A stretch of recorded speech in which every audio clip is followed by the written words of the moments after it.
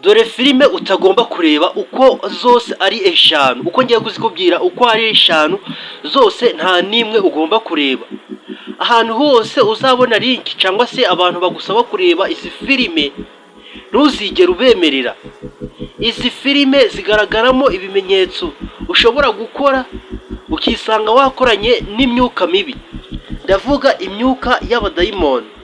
Izi filime akenshi ziba zaratewe inkunga n'umuryango bita Illuminati Freemason. Uyu ni umuryango w'umwijima ukorana n'ibyamamare bigiye bitandukanye mu bakinnyi b'amafilime.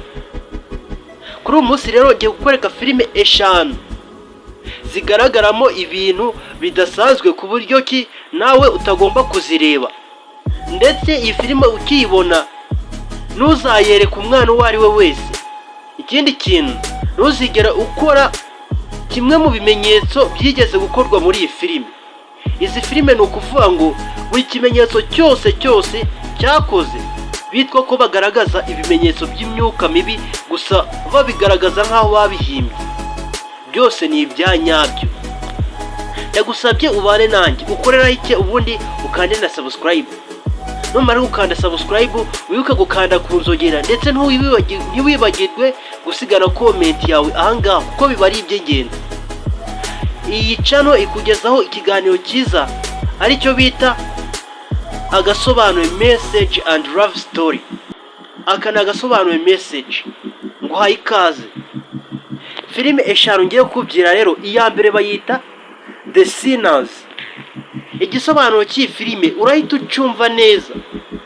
Iyi filime iherutse gusohoka ku munsi wa Pasika. Impamvu abantu bayisohoye ku munsi wa Pasika nuko bashakaga kugomesha abantu bakareba iyi filime. Umunsi iyi filime isohoka bivugwa ko ari bwo abantu benshi bakoze ibyaha. Iyi filime yasohotse ku munsi wa Pasika muri uyu mwaka wa 2025. Birumvikana iyi filime igisobanuro cyayo kiri zina ni The Sinners, bishatse kuvuga abanyabyaha.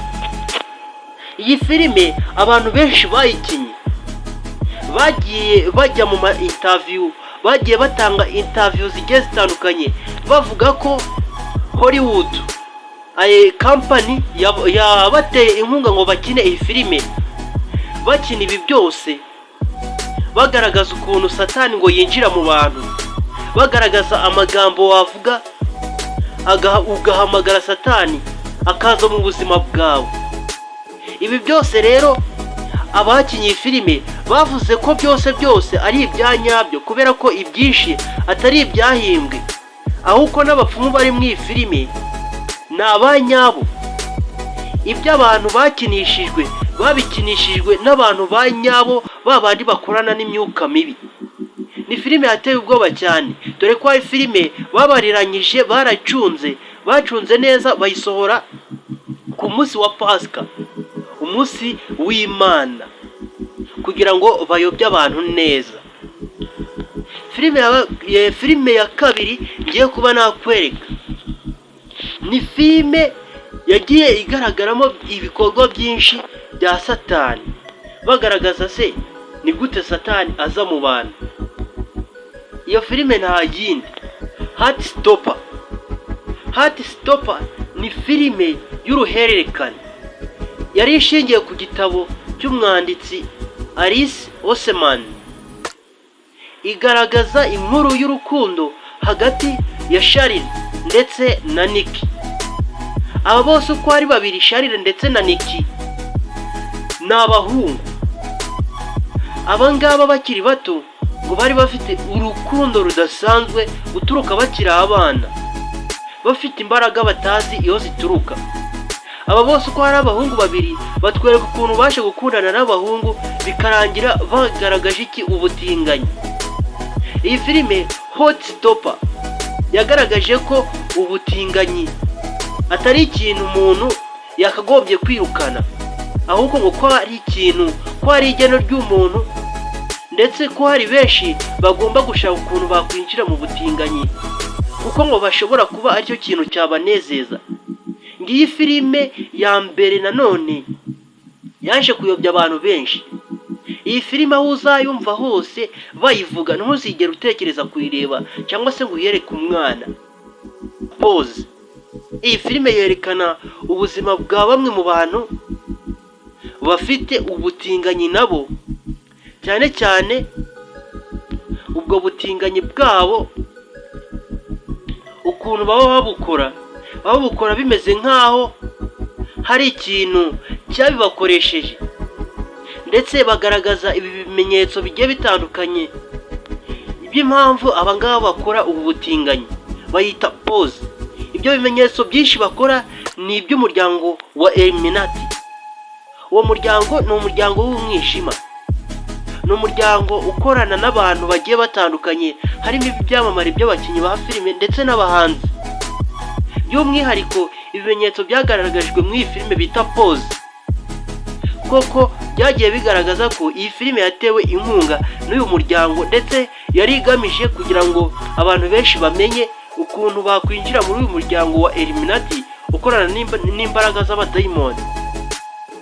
Ndetse byaje kurangira iyi filime yamamaye ahantu hose barayimenya, kubera ko burya ibibi nibyo abantu benshi bihutira gushaka, gusa ibyiza ntabwo baba babishaka.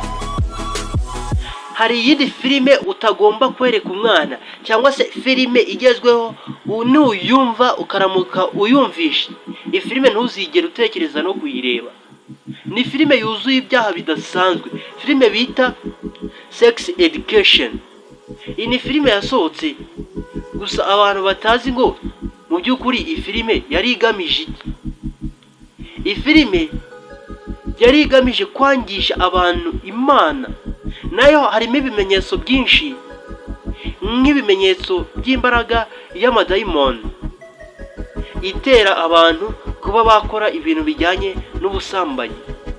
Iyi filime Sex Education ni filime yakunzwe cyane, gusa ukiyumva igisobanuro cyayo cyonyine kirakwereka ko iyi filime atari filime ugomba kuba wagira ugomba kuba wahungira kure, ndetse kure cyane bishoboka, kuko iyi niyo filime ya mbere muri filime zose zabayeho yayobeje abantu benshi cyane. Kuri ubu ngubu bakaba bari mu nzira yo kurimbuka. Sex Education, iyi filime ntuzayibagirwe. Indi filime ngiye kuba nakubwira ni filime ugomba kwitondera. Izi filime zose nagiye nkubwira ni filime ugomba kwitondera wa muntu. Abantu dukunda gukoresha imbuga nkoranyambaga, gusa ntituba tuzi ngo izi mbuga nkoranyambaga mu by'ukuri ninde uzitera kuba zikomeye. Ni Satani. Ntuvuge ngo ni Imana, kubera ko ibikorwa byinshi bya Satani tubibonera ku mbuga nkoranyambaga. Yego koko ntabwo bivuze ko n'iby'Imana bitahagaragara, gusa nanone izi mbuga nkoranyambaga ni urubuga rugari rw'imiyoboro y'ibitekerezo bya Satani. Inkuru zose zivuga kuri Satani, ibimenyetso byose bigaragaza Satani bica ku mbuga nkoranyambaga biciye mu mafilime agiye atandukanye ndetse no mu ndirimbo.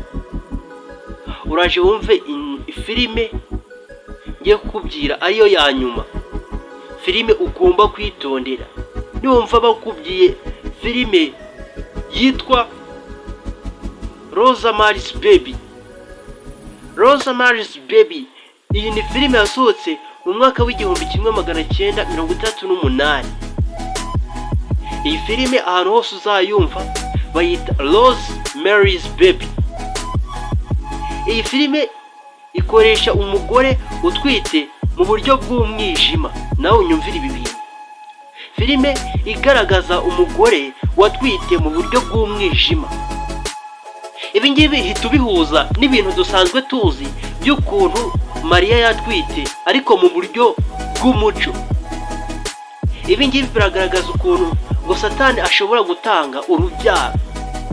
Ibi ni ibintu ugomba guhungira kure. Iyi ni filime yatwaye ubuzima bwa benshi. Iyi ni filime yatumye ubuzima bwose bw'abantu burimbuka. Bayita Rosemary's Baby, ngo ni umwana wa Mariya. Ibaze nawe ahantu bafashe ngo Rosemary's Baby bishatse kuvuga ko iyi filime yagaragayemo ibintu bidasanzwe birimo nko kwerekana ububasha bwa Satani mu buryo bwo gutanga urubyaro, mbese ibintu byinshi cyane by'imyuka ya Satani, ibimenyetso by'ikuzimu byose, mbese ibimenyetso bya Illuminati byose bibarizwa muri iyi filime. Iyi filime ikoreshwa umugore utwite mu buryo bw'umwijima, yerekana imibanire ya Satani n'abantu, aho umugore ni ukuvuga ngo yinjirwamo n'imyuka mibi nk'abantu. Izi filime mu by'uko ari eshanu, ukaramuka urebye n'imwe ugakora ibimenyetso biri mu izi filime, ibimenyetso ibyo ari byo byose, uzatekereze ko cyangwa se uzamenye ko uri kugana mu irimbukiro. Ati izo filime ni izi, izo filime nakubwiye, reka nongere zigusubiriremo mu ncamake kugira ngo utazongera cyangwa se utazagerageza kuzireba. Filime ya mbere nakubwiye yitwa The Sinners. The Sinners bishatse kuvuga ko ari abanyabyaha. Iyo ni filime ugomba kwitaho cyane ukayigendera kure, ntuzayireba. Filime ya kabiri bayita Heart Stopper, ni filime nayo ugomba kwitondera cyane. Filime ya gatatu bayita Pause, filime nayo utagomba kureba. Filime ya kane bayita Sex Education, iyo filime ntabwo nayo ugomba kuyireba. Filime ya gatanu ariyo ya nyuma nakubwiye bayita Rosemary's Baby. Iyi niyo filime mbi cyane yigeze ibaho, yatwaye ubuzima bwa benshi. Wakoze kubana nanjye, ukore subscribe, ubundi ujye muri comment uzigemo igitekerezo cyawe. Njye nitwa The Brown, ndagushimiye, tuzasubira naho utaha. Izi ni filime eshanu utagomba kureba.